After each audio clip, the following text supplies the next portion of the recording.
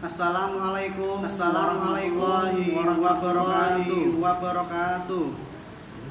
Yang terhormat Kepala Sekolah SMK Muhammadiyah 1 Pemalang Irma Akmalian Eskom MPD. Yang terhormat Bapak Agus Priyanto SPD Ketua Pelaksana MPLS tahun 2021. Dan yang saya hormati pula calon peserta didik Muhammadiyah 1 Pemalang yang saya cintai, saya banggakan. Sebelum memulai materi hari ini saya akan menyampaikan beberapa hal terutama terkait materi hari ini nanti akan saya sampaikan. Untuk materi yang nanti saya akan sampaikan terutama di hari ini itu adalah materi yang mungkin penting sekali dalam kehidupan kita. Karena hanya ada satu kunci untuk tidak melakukan hal tersebut. Apakah itu? Saya akan jelaskan lebih lanjut.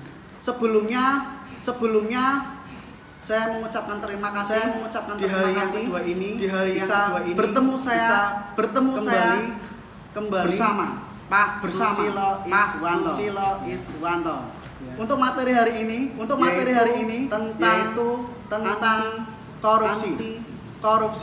Apa sih yang namanya anti korupsi? Ya berarti ojo korupsi. Ya kan? Ojo korupsi. Bisa dikatakan terkait dengan anti korupsi. Dan sebelumnya tadi saya menyampaikan kata kunci terkait dengan anti korupsi yang mana itu bisa menjadi sebuah paku ataupun agar tidak bisa melaksanakan tindakan korupsi adalah kejujuran. Kenapa seperti itu? Segala sesuatu hal kita lakukan ataupun mungkin yang kita laksanakan itu di dunia organisasi, di dunia kerja, maupun di pendidikan, terutama untuk para pelajar, itu diharapkan sekali bisa berlaku jujur. Itu pun juga dipakai semboyan oleh badan ad hoc negara. Apakah itu? Yaitu KPK. Itu adalah ad hoc negara. Lah seterusnya dengan adanya anti korupsi sendiri bisa diartikan sebuah perilaku maupun perbuatan yang tidak jujur yang di dalamnya termasuk bentuk keburukan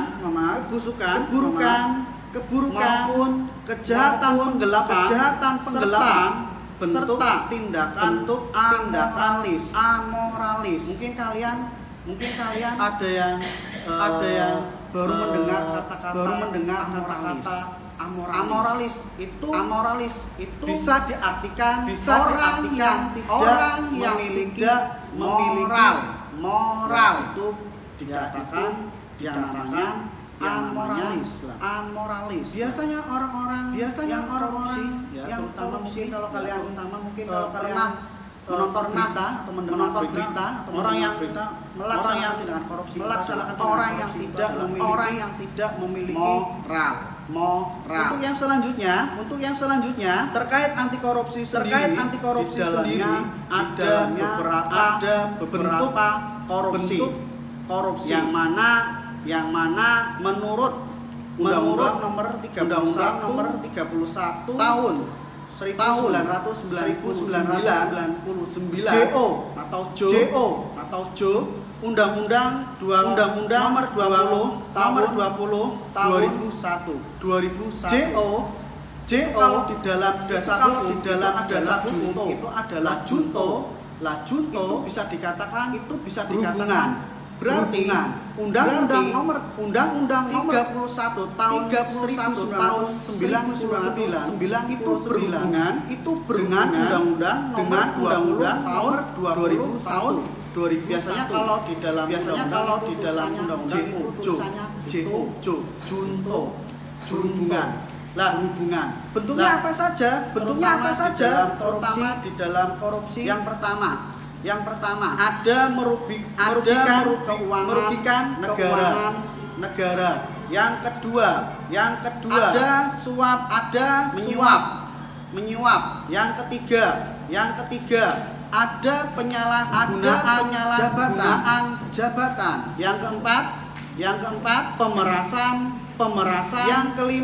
Yang kelima kecurangan.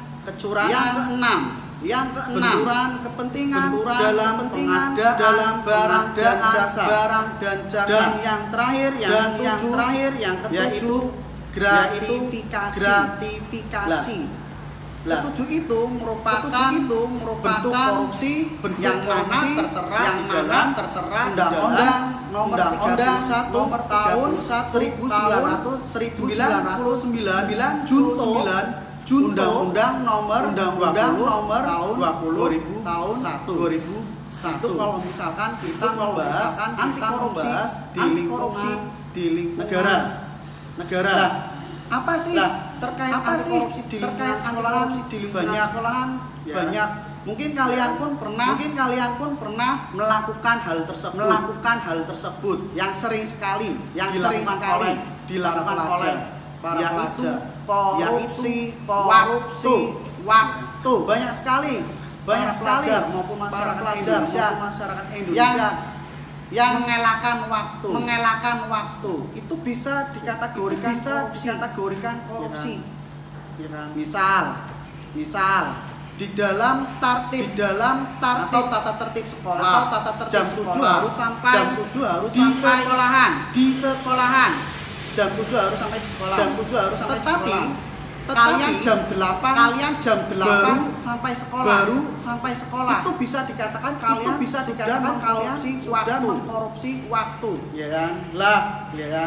Tindakannya apa bagi orang yang pelajar di sekolah? Kalian akan dikenakan sanksi oleh guru piket ataupun BK. Itu juga termasuk di dalam korupsi. Selain itu kalian ditugaskan oleh orang tua. Mbak, ini untuk membayar SPP. Kamu disuruh orang tua untuk membayar SPP. Setelah di sekolahan SPP tidak kalian bayarkan. Bahkan difungsikan ataupun digunakan misal untuk main PS atau mungkin yang lain membelikan sesuatu yang mungkin hanya diri kalian sendiri. Padahal orang tua menyuruh kalian membayarkan. Juga bisa dikatakan kalian korupsi terutama dari hal-hal yang walaupun sanksinya hanya kena hukuman di lingkungan sekolah. Akan tetapi dari segi agama kalian catat nantinya kalian tidak bisa menghargai waktu. Selain itu pula diharuskan sekali kalian pada saat mengerjakan ujian ataupun mungkin kalian diharapkan kalian jujur. Kenapa ada setiap sekolahan kalau mempergunakan kertas pasti ada tulisan terkait dengan integritas, fakta, kejujuran, integritas. Itu sebenarnya itu sebenarnya dari pendidikan menerapkan bahwasanya kalian mengerjakan ujian dengan jujur, sesuai dengan kemampuan kalian. Tapi ya, dalam kenyataannya terkadang 180 terbalik. Terkadang kalian teks sama temen, ya, terus kalian searching di Google, itu pun juga bisa dikatakan kalian sudah melaksanakan yang namanya korupsi. Jangan sampailah seperti itu. Kita memiliki agama, kita memiliki akhlak, sebisa mungkin bisa berlaku jujur. Karena bisa dikatakan berani jujur, hebat. Terus yang selanjutnya, selain ada bentuk korupsi, ada juga yang namanya nilai-nilai kita, biar atau kalian tidak melaksanakan korupsi atau anti korupsi. Ada beberapa macam di dalamnya. Yang pertama kejujuran. Yang sudah saya sampaikan itu adalah dari anti korupsi. Selain kejujuran yang kedua, yang namanya kepedulian. Terus yang ketiga ada kemandirian. Sama halnya dengan material sebelumnya juga ada mandiri. Terus yang keempat kedisiplinan. Yang kelima ada tanggung jawab. Yang keenam ada kerja keras. Yang ketujuh ada kesederhanaan. Yang kedelapan ada keberanian. Terakhir yang sembilan keadilan. Jadi sembilan itu adalah beberapa macam nilai-nilai anti korupsi. Yang pertama biar tidak melaksanakan korupsi adalah kejujuran. Karena yang sering sekali kalau satu kali kita jujur pasti saklawase ataupun seterusnya itu tidak jujur. Diharapkan sekali kalian selaku pelajar jangan sampai membohongi diri kalian sendiri, orang tua, bapak ibu guru, membohongi kerabat kalian sendiri. Ya, mungkin itu yang Susilo sampaikan. Kalian harus tetap semangat untuk bersekolah ataupun dalam segala hal yang lainnya. Walaupun di masa era pandemi sekarang ini, sebisa mungkin kalian bisa melaksanakan kegiatan sekolah yang dilaksanakan secara daring dan untuk kegiatan yang lainnya sebisa mungkin kalian apalagi pada saat ini korban dengan adanya penderita COVID-19 semakin itu marah dan semakin banyak. Tetap jaga kesehatan, kalian prokes, jangan sampai ya kan, apa yang sudah kalian laksanakan itu nantinya akan sia-sia. Mungkin itu saja yang saya sampaikan. Semoga yang pertama terkait profil dan yang kedua itu bermanfaat untuk kalian semua. Sekian dari saya.